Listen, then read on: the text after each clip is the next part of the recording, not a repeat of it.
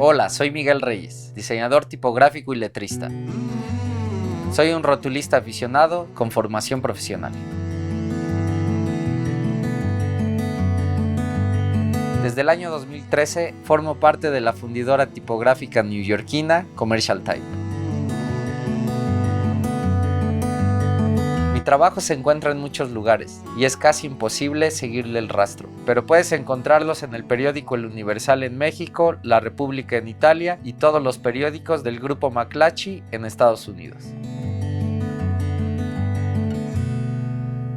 Soy un apasionado de las letras y los rótulos callejeros. Me encanta la expresividad y la inocencia con la que están hechos, y su carácter único que está dado por el pincel y la mano del hombre. En este curso de doméstica voy a compartirte las bases para realizar letras casuales, uno de los estilos más populares del rotulismo. Como proyecto final haremos un cartel, donde aplicaremos todas las variantes de este estilo. Comenzaré hablando del rotulismo y las diferencias con la caligrafía, la tipografía y el lettering. Les hablaré con más profundidad sobre las letras casuales. Después les mostraré los materiales con los que vamos a trabajar durante todo nuestro curso. Más adelante vamos a aprender los principios básicos para representar nuestras letras casuales.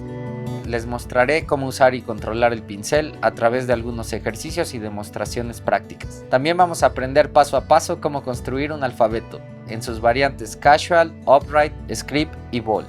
También veremos cómo se construyen los números y algunos caracteres especiales. Para finalizar, entraremos de lleno en nuestro proyecto. Analizaremos algunas composiciones y comenzaremos a bocetar. También les mostraré cómo trasladar este boceto a nuestro soporte final, en el que aplicaremos todo lo aprendido trazando cada una de nuestras letras. Finalmente, refinaremos y cuidaremos todos los detalles para lograr una pieza impecable.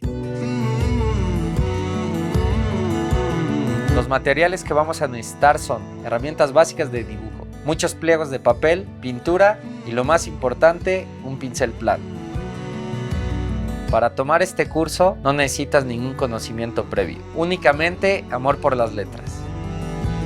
Te invito a que te ensucies las manos y aprendas una nueva forma de hacer letras.